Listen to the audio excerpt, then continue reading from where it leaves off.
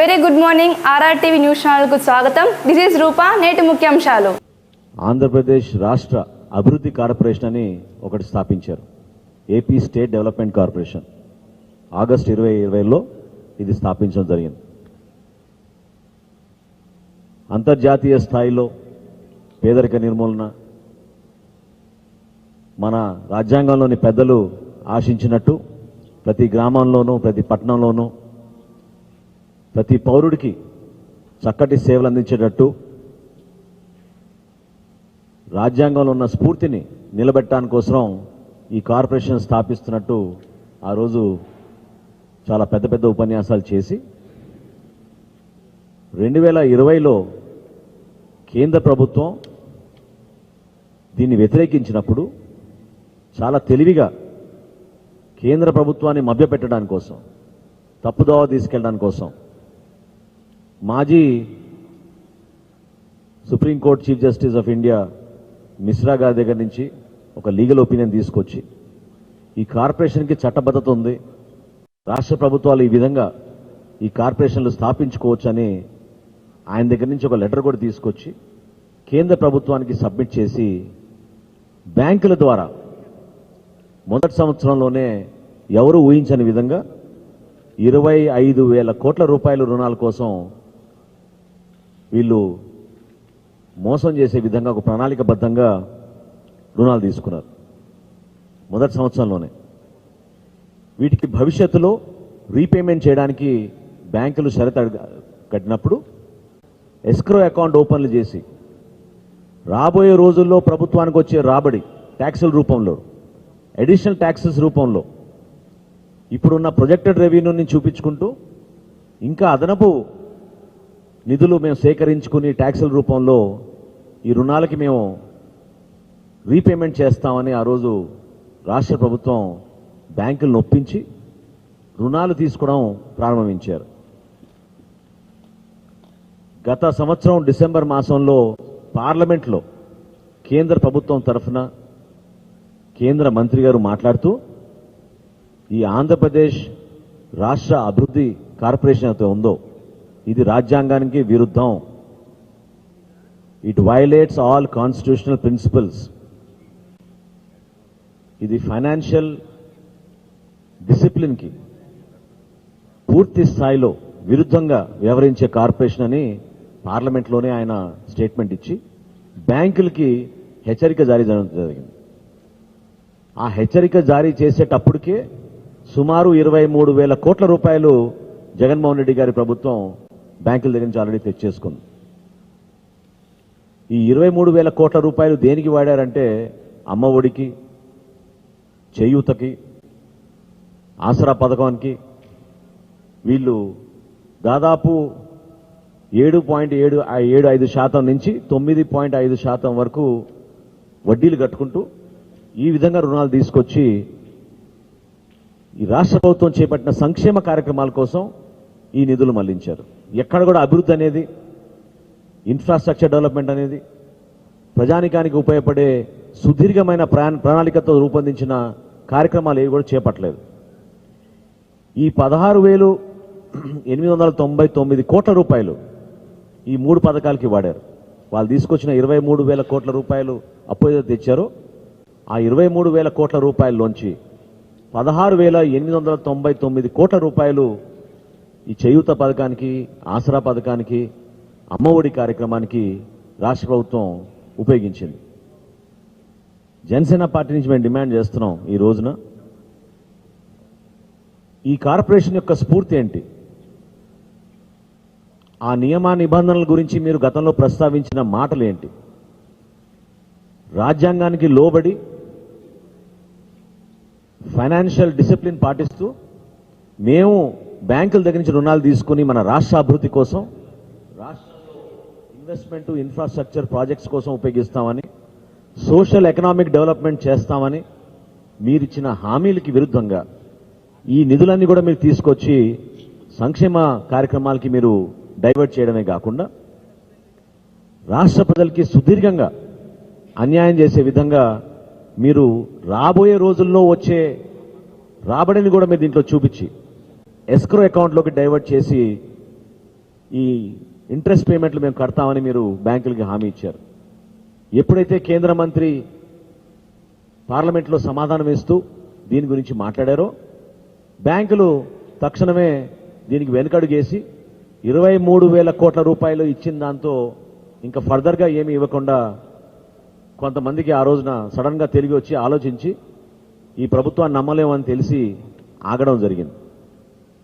కానీ మీరు ఖర్చు పెట్టిన 17,000 కోట్ల రూపాయలు ఈ 3 పథకాలకి మీరు ఇచ్చింది, మిగతా 6,000 కోట్ల రూపాయలు ఎక్కడికి పోయినాయి? ఇది ఎవరి అభివృద్ధికి ఉపయోగపడింది? ఏ ఒక్కరి అభివృద్ధికి ఉపయోగపడింది? ఈ 6,000 కోట్ల రూపాయల గురించి ఎందుకు మీరు శ్వేతపత్రం విడుదల చేయరు? దీనికి జవాబు చెప్పాలి రాష్ట్ర ప్రభుత్వం. ఆంధ్రప్రదేశ్ అభివృద్ధి కోసం ఆంధ్రప్రదేశ్ రాష్ట్ర అభివృద్ధి కార్పొరేషన్ మీరు స్థాపించి చివరికి మీరు చేసింది ఏంటంటే ఆంధ్రప్రదేశ్ అప్పుల అభివృద్ధి కార్పొరేషన్గా దాన్ని మార్చేశారు. రాష్ట్ర అభివృద్ధి కోసం ఆలోచించాల్సిన వ్యక్తి కేవలం అప్పుల కోసమే పరిమితమై ఒక కార్పొరేషన్ని స్థాపించడం జరిగింది. అప్పుల కార్పొరేషన్గా మార్చేశారు.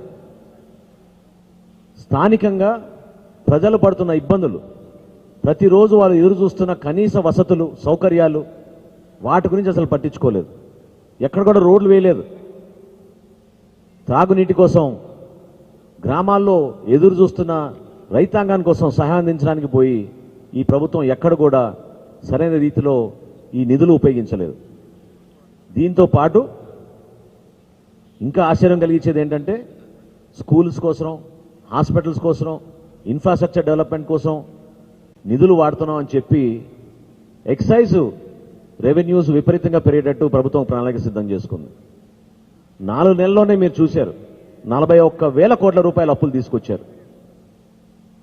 4 నెలల్లో మన రాష్ట్రం 41,000 కోట్ల రూపాయల అప్పులు తీసుకొచ్చారు. గతంలో పోలిస్తే ఈ ముఖ్యమంత్రి గారు ఈరోజు మద్యం అమ్మకాల ద్వారా మన రాష్ట్రంలో 25,000 కోట్ల రూపాయలు ప్రతి సంవత్సరం మద్యం అమ్మకాల ద్వారా రాష్ట్ర ప్రభుత్వానికి నిధులు వస్తున్నాయి. మరి ఎక్కడ పోతున్నాయి ఈ నిధులు? ఎవరి కోసం ఉపయోగిస్తున్నారు? ఏ ప్రాంతాల్లో మీరు అభివృద్ధి చేశారు? ఎక్కడైనా సరైన రీతిలో జిల్లా హెడ్ క్వార్టర్ నుంచి మండల హెడ్ క్వార్టర్ పోయే రహదారి అయినా మీరు బాగు చేశారా? ప్రతి ఒక్కరూ ఎదురు చూస్తున్న పెట్టుబడులు, ఉపాధి అవకాశాలు, కనీసం జాతీయ ఉపాధి హామీ పథకం ద్వారా కొన్ని గ్రామాల్లో, కొన్ని ప్రాజెక్టుల్లో మనం పనిచేసుకుందామని ఎదురు చూస్తున్న రైతాంగానికి మీరు ఎక్కడైనా ఉపయోగపడ్డారా? ప్రతి సంక్షేమ కార్యక్రమంలో కూడా ఈ రోజు కూడా మనం చూసాం. ఇందాకనే నాకు ఒక కాంట్రాక్ట్ ఎంప్లాయీ పాప మెసేజ్ పెట్టారు.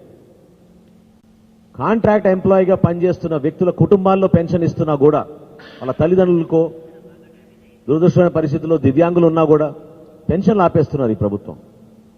మాకు కాంట్రాక్ట్ ఎంప్లాయీస్గా మేము ఉండదలుచుకోలేదు, మాకు అన్యాయం చేయబాకని అన్నా కూడా ప్రభుత్వం నిర్దాక్ష్యంగా పెన్షన్లు తగ్గించేశారు.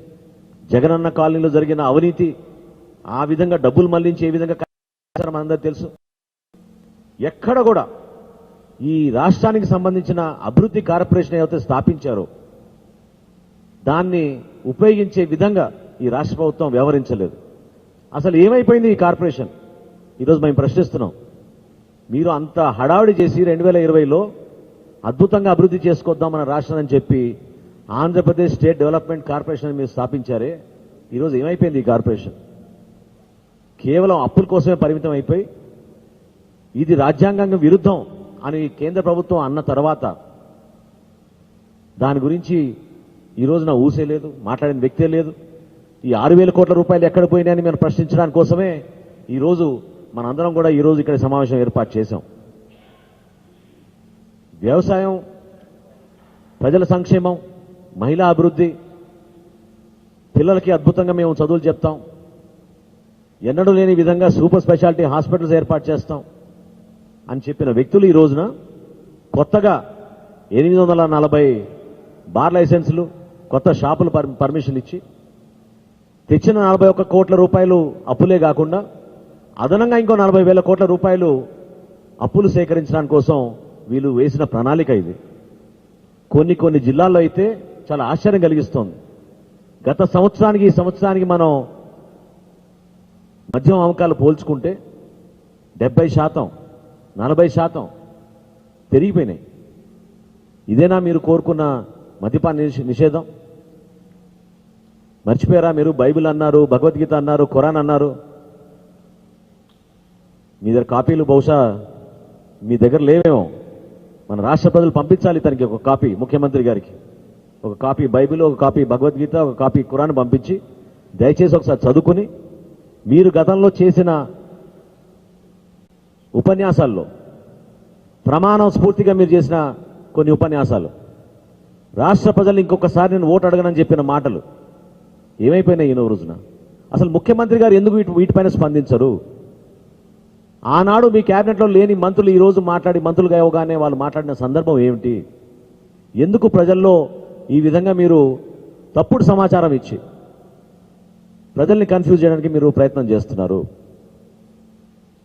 జనసేన పార్టీ నుంచి మేము ఖచ్చితంగా డిమాండ్ చేస్తున్నాం, ఈ ఆంధ్రప్రదేశ్ స్టేట్ డెవలప్మెంట్ కార్పొరేషన్ ద్వారా మీరు తెచ్చిన రుణాలు ఈ 23,000 కోట్ల రూపాయలు, అందులో వచ్చిన లెక్కలు కేవలం 16,899 కోట్ల రూపాయలే ఈ రోజున మనకు లెక్కలు వచ్చినాయి. మిగతా 6,000 కోట్ల రూపాయలు మీరు తెచ్చిన అప్పుని ఎక్కడ ఖర్చు పెట్టారు, ఎవరి కోసం ఖర్చు పెట్టారు, దీని గురించి శ్వేతపత్రం జగన్మోహన్ రెడ్డి గారి ప్రభుత్వం ఖచ్చితంగా రాష్ట్ర ప్రజలకు తెలిసే విధంగా రిలీజ్ చేయాలని మేము డిమాండ్ చేస్తున్నాం.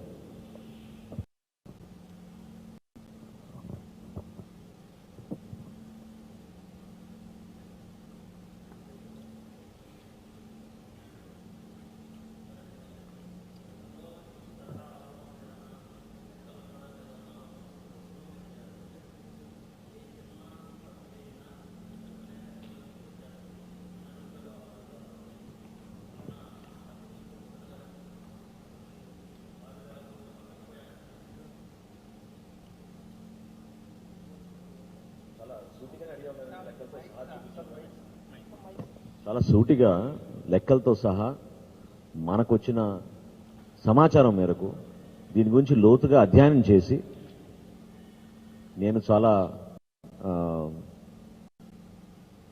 బాధ్యతతోనే మాట్లాడుతున్నాను.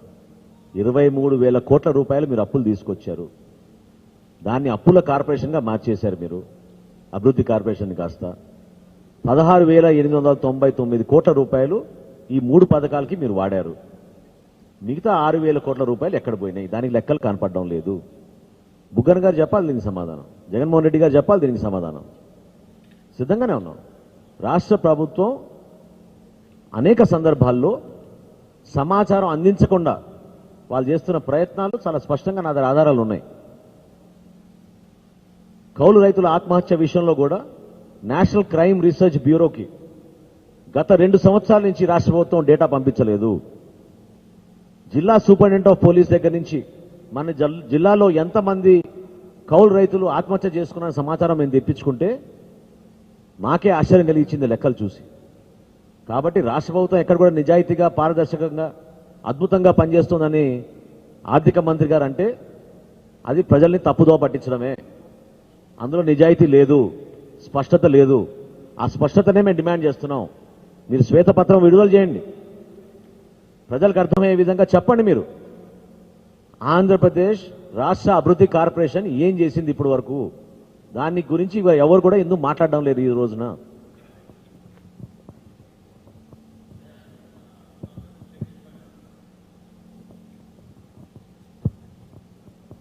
అంటే కేంద్ర మంత్రి గారే పార్లమెంట్లో ఇది రాజ్యాంగానికి విరుద్ధం, ఫైనాన్షియల్ ఇండిసిప్లిన్కి దారి తీస్తోంది, దీన్ని మేము ప్రోత్సహించాం, బ్యాంకులకి మేము ఉత్తరం రాశాం అన్నప్పుడు బ్యాంకులు అప్పుడు హడావడిగా దాన్ని ఆపేశాయి.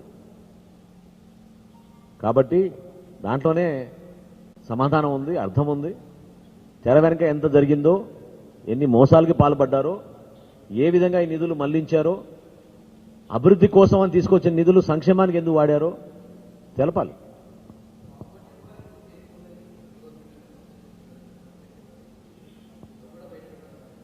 ఆర్బిఎం లిమిట్స్ అనే ఆలోచనతోటే ఇటువంటి దుర్మార్గమైన ఆలోచనలు, పక్కదారి నుంచి వీళ్ళు చేస్తున్న ప్రయత్నం, ప్రజలకి తెలియకుండా రుణాలు తీసుకురావాలని ఒక ప్రయత్నం వీళ్ళు చేశారు. అవి ఒక్కొక్కటి బయటికి వస్తున్నాయి. రాష్ట్రాన్ని ఈరోజు అప్పుల ఆంధ్రప్రదేశ్గా మార్చేశారు.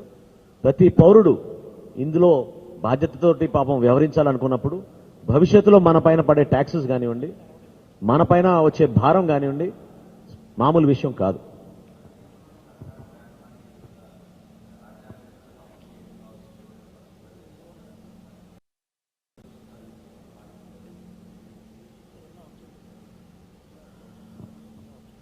అంటే కొన్ని వ్యవస్థల్ని మనం నమ్మాలండి. CAG audit, controller auditor general ఒక రాష్ట్రానికే కాదు భారతదేశంలోనే ప్రతి వ్యవస్థ పైన క్షుణ్ణంగా వాళ్ళు అధ్యయనం చేసి రాష్ట్ర ప్రభుత్వాలు సీరియస్గా తీసుకుని, కేంద్ర ప్రభుత్వం కూడా దీని గురించి సీరియస్గా తీసుకుని స్పందించాల్సిన బాధ్యత ఉంటుందన్న నమ్మకంతో మన రాజ్యాంగాన్ని నమ్ముకుని మనం ముందుకెళ్తున్నాం. వ్యవస్థలు అన్నప్పుడు వ్యవస్థలకి వ్యక్తులకి తేడా ఉంటుంది అనే భావన చాలా సందర్భాల్లో మనం మాడుతూ ఉంటాం. వ్యక్తులకు సంబంధం కాదు, వ్యవస్థలు పటిష్టంగా ఉంటే ప్రతి ఒక్కరికి న్యాయం జరుగుతుందని భావిస్తాం మనం. కానీ ఈ సందర్భంలో ఏంటంటే వ్యవస్థలు బాగా ఉండాలంటే, బాగా పనిచేయాలంటే వ్యక్తులు కూడా అదే విధంగా బాధ్యతతోటి వ్యవహరించాలి. వ్యక్తులు వ్యక్తులు దురాలోచనతోటి, అందులో ప్రత్యేకంగా ఉన్నత స్థాయిలో ఉన్న వ్యక్తులు దురాలోచనతో పనిచేస్తున్నప్పుడు రాష్ట్రాల్లో ఆర్థిక పరిస్థితి చిన్నభిన్నం అయిన ప్రభుత్వం ఖచ్చితంగా జోక్యం చేసుకోవాలి. కేంద్ర ప్రభుత్వం దీని గురించి స్పందించాలి. వాళ్ళు కూడా తగిన చర్యలు తీసుకోవాలి, చక్కదిద్దాలి ఈ పరిస్థితిని.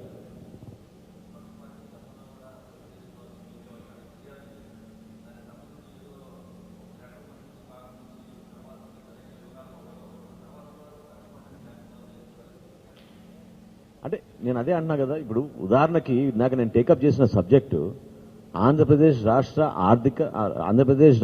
అభివృద్ధి కార్పొరేషన్.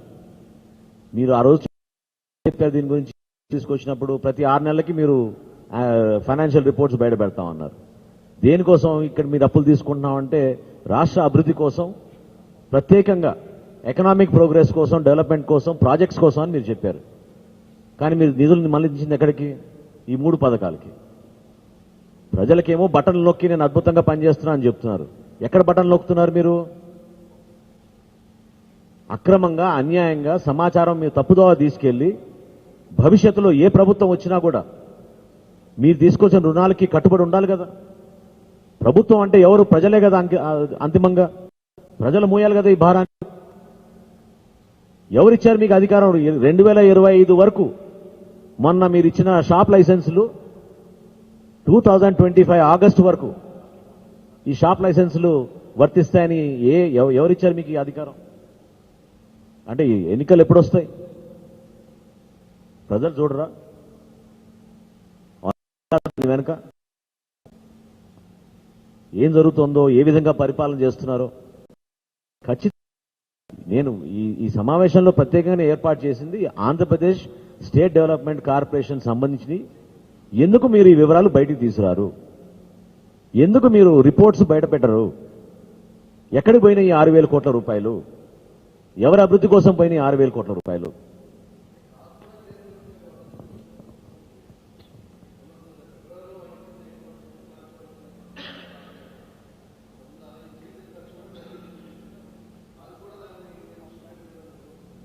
ఒక ఫైనాన్షియల్ ఇయర్లో వచ్చిన అనుమానాలు కానీ, వాళ్ళు స్టాండర్డ్గా చేసే ఆడిట్లు కానీ నెక్స్ట్ ఫైనాన్షియల్ ఇయర్కి సబ్మిట్ చేస్తారు క్యాగ్ వాళ్ళు. సో అది ఏంటంటే జనవరిలో ఇచ్చినా కూడా మన ప్రభుత్వాలు చాలా అద్భుతంగా శాసనసభలో ఆఖరి రోజే ప్రవేశపెడతారు క్యాగ్ రిపోర్ట్స్.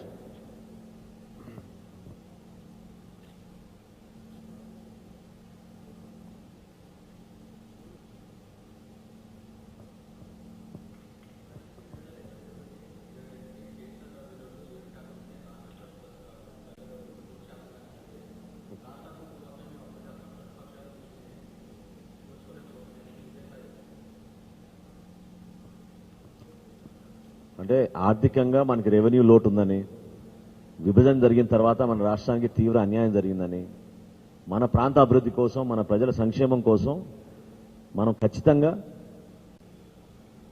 కొన్ని సందర్భాల్లో మనకి రావాల్సిన రెవెన్యూ సరిపోదనే ఉద్దేశంతో మనం క్యాపిటల్ బారోయింగ్స్ చేస్తాం. కానీ మీరు చేసే ప్రతి బారోవింగ్ ఎంతవరకు మీరు క్యాపిటల్ ఎక్స్పెండిచర్ తీసుకెళ్తున్నారో మనం ప్రశ్నించాలి. క్యాపిటల్ ఎక్స్పెండిచర్ గతంలో మీరు చూశారు, ఖచ్చితంగా 12%, 10%, 8% రాష్ట్ర బడ్జెట్లో కనీసం అంతవరకు కేటాయించి భారీ ప్రాజెక్ట్స్ కోసం, రోడ్ల నిర్మాణం కోసం, వంతెన నిర్మాణం కోసం, బిల్డింగ్స్ కోసం ఈ విధంగా రాష్ట్ర ప్రభుత్వాలు కేటాయించేవి. కానీ వీళ్ళు ఈ 3 సంవత్సరాల్లో కూడా క్యాపిటల్ ఎక్స్పెండిచర్ సింగిల్ డిజిట్ కన్నా తక్కువైంది. సో ప్రత్యేకంగా ఎవరైనా దాని గురించి ప్రస్తావిస్తే వాళ్ళకి అర్థం అవ్వాల్సింది ఏంటంటే, మన జిఎస్డిపి ఏదైతే ఉందో మన రాష్ట్రంలో, దానికి కేంద్ర ప్రభుత్వంలో ఉన్న జీడిపి రేషియోతో మనం పోల్చుకోవాల్సిన అవసరం మనకు లేదు. ఇంకా ఎప్పటి నుంచో ఆంధ్రప్రదేశ్, ఉమ్మడి ఆంధ్రప్రదేశ్ ఉన్నప్పటి నుంచి కూడా మన జిఎస్డిపి అన్ని విధాలుగా భారతదేశంలో ఉన్న లెక్కలతో పోల్చుకుంటే మనమే ఉన్నత స్థానంలో ఉండేవాళ్ళం. కానీ ఈరోజు దుస్థితి మన రాష్ట్రానికి ఏర్పడింది. ఈ ఫైనాన్షియల్ ఇర్రెగ్యులారిటీస్ వలన, ఇండిసిప్లిన్ వలన చాలా ప్రాంతాల్లో తెలియని విధంగా సమాచారం దాచిపెట్టి రాష్ట్రాన్ని అంధకారంలోకి నెట్టుతోంది ఈ ప్రభుత్వం.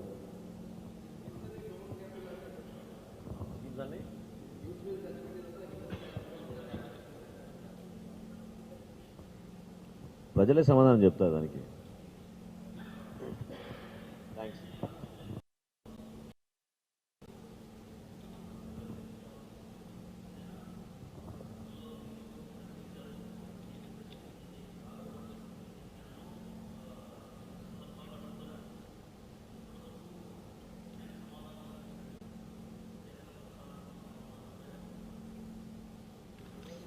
అంటే ఆర్బీఐ కూడా చాలా సందర్భాల్లో గైడ్ లైన్స్ ఇష్యూ చేసింది.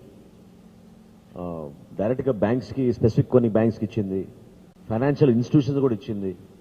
ఇది అవమానకరం ఎక్కడ అంటే, ఆంధ్రప్రదేశ్కి స్పెసిఫిక్గా మెన్షన్ చేస్తూ వీళ్ళు ఇటువంటి కార్యక్రమాలు చేస్తున్నారు, జాగ్రత్త, వీళ్ళతో డీల్ చేసినప్పుడు మీరు చాలా స్ట్రిక్ట్గా గైడ్ లైన్స్ ఫాలో అవ్వాలని ఆర్బీఐ కూడా చాలా సందర్భాల్లో ఇంటర్వ్యూన్ అయ్యి ఇచ్చింది గైడ్ లైన్స్. ఈ ఏపీ స్టేట్ డెవలప్మెంట్ కార్పొరేషన్ విషయంలో కూడా ఆర్బీఐ గైడ్ లైన్స్ ఇచ్చింది. కానీ వీటన్నిటినీ వీళ్ళు దుర్మార్గంగా ఆలోచించి పక్కదోవన తీసుకెళ్లే విధంగా వీళ్ళు చేస్తున్న ప్రయత్నాల్లో భాగం ఇది. సో వ్యవస్థలు ఉన్నా, వ్యవస్థలు గైడ్ లైన్స్ ఇస్తున్నా, వ్యవస్థలు మనం ఏ విధంగా పని చేసుకోవాలని మనం చెప్తున్నా కూడా వ్యక్తుల పైన ఆధారపడి ఉంటుందనే విషయం నేను మీకు ఈ సందర్భంగా ప్రస్తావిస్తున్నాను.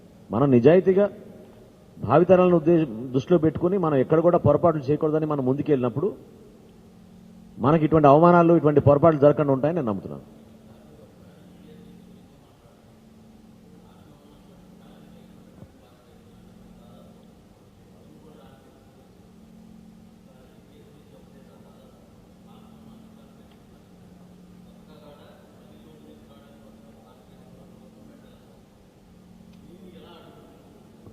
ఇటువంటి సమాచారం మన దృష్టికి వచ్చినప్పుడు ఒక బాధ్యత గల ప్రతిపక్ష పార్టీగా మేము ప్రజలకు అర్థమయ్యే విధంగా, తద్వారా కేంద్రంలోని పెద్దలకు, రాష్ట్రంలో ప్రజలందరూ కూడా అర్థమయ్యే విధంగా ఇది చాలా తప్పు చేస్తున్నారు, కార్పొరేషన్ల ద్వారా రుణాలు తీసుకొచ్చి ఎఫ్ఆర్బిఎం లిమిట్స్ దాటిపోయి భవిష్యత్తు ప్రకారం నెట్టే విధంగా ఫైనాన్షియల్ ఇండిసిప్లిన్ తోటి రాష్ట్రాన్ని పరిపాలించాలని చేస్తున్న ప్రయత్నాన్ని మనందరం కూడా ఖండించాలి. ఇది ప్రతి ఒక్కరు ఖండించాలి. ఇది చాలా భయంకరమైన పరిస్థితి రాబోతుంది రాబోయే రోజుల్లో. ఎందుకంటే గ్లోబల్ గా కూడా రిసెషన్ అంటున్నారు. రిసెషన్ అనే విషయం వస్తే ఇంకా మనకి ఉపాధి అవకాశాలు కోల్పోతాం, పెట్టుబడులు రావు, ఇతర దేశాల నుంచి వచ్చే ఎఫ్డిఐలు కూడా మనకి తగ్గిపోతాయి. వీటన్నింటినీ మనం దృష్టిలో పెట్టుకుని ఫైనాన్షియల్ డిసిప్లిన్ అనేది చాలా అవసరం. ఇతర కార్పొరేషన్లో కూడా వీళ్ళు చేస్తున్న అన్యాయాలు, కొత్త కార్పొరేషన్లు పెట్టి వీళ్ళు తీసుకోవాల్సిన రుణాల గురించి వీళ్ళు చేస్తున్న ప్రయత్నాలు, వీటిని మనం అందరం కూడా అడ్డుకోవాలి.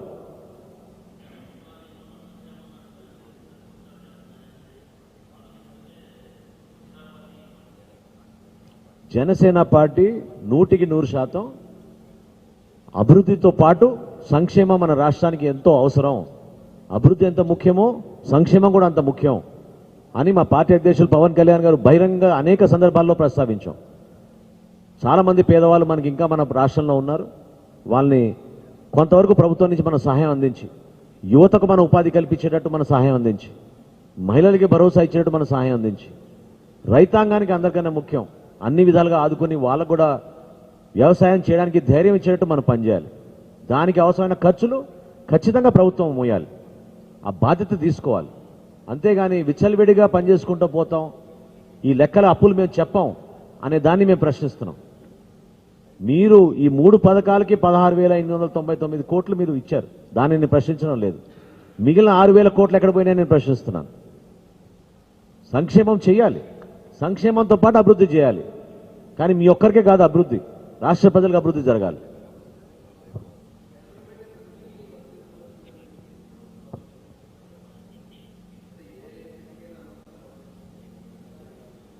మీరు ఒకసారి పార్లమెంట్ ప్రొసీడింగ్స్ తీయండి.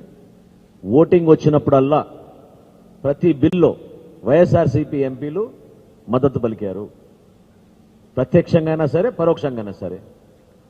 పరోక్షంగా ఎట్లా అంటే యాబ్సెంట్ అయిపోయారు. ఆ రోజున తెలివిగా ఓటింగ్ కన్నా ముందు బయటికి వెళ్ళారు. వాళ్ళకి కావాల్సిన మెజార్టీ వాళ్ళకి వచ్చింది.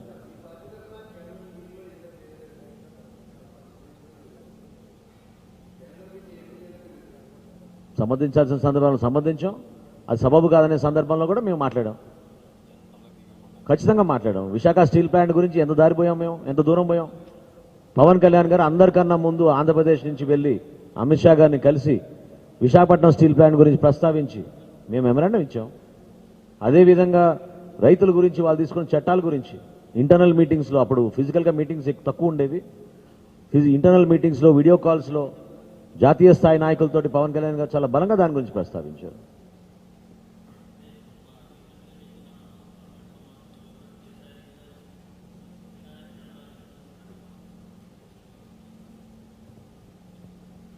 అంటే రాష్ట్ర ప్రజలు జనసేన పార్టీ పార్లమెంట్ సభ్యుల్ని, శాసనసభ్యుల్ని ఎన్నుకున్నప్పుడు మేము ఎంతో బాధ్యతగా ఈ సమస్యలపైన ఏ విధంగా పోరాడతారో మీకే అర్థమవుతుంది.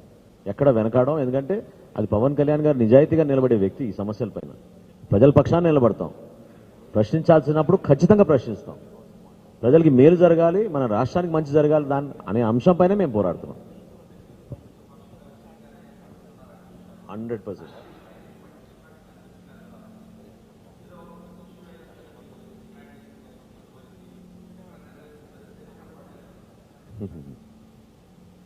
అంటే మీరు కొంచెం జాగ్రత్తగా ఫాలో అయితే, ఇప్పుడు విశాఖపట్నం స్టీల్ ప్లాంట్ విషయంలో ఏదో 3 నెలల్లో జరిగిపోతుంది, 6 నెలల్లో జరిగిపోతుంది అనుకున్నారు కదా. మరి ఇప్పుడు 2 సంవత్సరాలు అయింది కదా ప్రకటించి. కొంతవరకు ఖచ్చితంగా మా ఒత్తిడి పనిచేసిందని మేము అనుకుంటున్నాం. ఆ రోజు పవన్ కళ్యాణ్ గారు కూడా మా అమిత్ షా గారిని కలిసినప్పుడు అడిగింది ఇదే. డిస్ఇన్వెస్ట్మెంట్ అంత హడాడిగా చేయాల్సిన అవసరం లేదు. Already Visakhapatnam steel plant profit మేకింగ్లోకి వచ్చింది. గతంలో జరిగిన లాస్ నుంచి ప్రాఫిట్ మేకింగ్లోకి వచ్చింది. దాన్ని దృష్టిలో పెట్టుకుని అవసరమైతే మీరు కొంచెం పూర్తి వివరాలు తెప్పించుకొని మరొకసారి క్యాబినెట్లో దీని గురించి నిర్ణయం తీసుకోండి అని చెప్పి ఆ రోజు మేము కోరడం జరిగింది.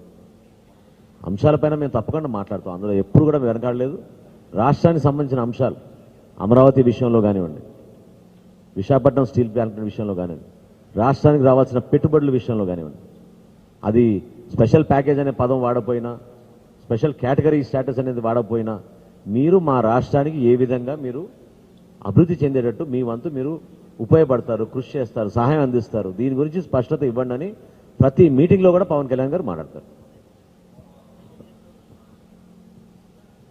100%. పోలవరం ఎట్టి పరిస్థితుల్లో ఒక మంచి ప్రాజెక్టు, రాష్ట్ర ప్రజలకు ఉపయోగపడే ప్రాజెక్టు. అది ఎందుకు జరగడం లేదు ఇప్పుడు ఉన్న పాలకులు చెప్పాలి. వాళ్ళు గతంలో ఇచ్చిన హామీలు, శాసనసభలో ఇచ్చిన ప్రకటనలు, ఆల్రెడీ ఒక మంత్రి గారు వెళ్ళిపోయారు, ఇంకో కొత్త మంత్రి వచ్చారు. మరి వచ్చే సంవత్సరం కల్లా పోలవరం పూర్తి చేస్తాం, అప్పుడు మీరు ఎక్కడ ఉంటారో చూద్దాం అని చెప్పి ఛాలెంజ్ చేశారు కదా. మరి ఎక్కడ ఏమైపోయింది పోలవరం ఈ రోజున?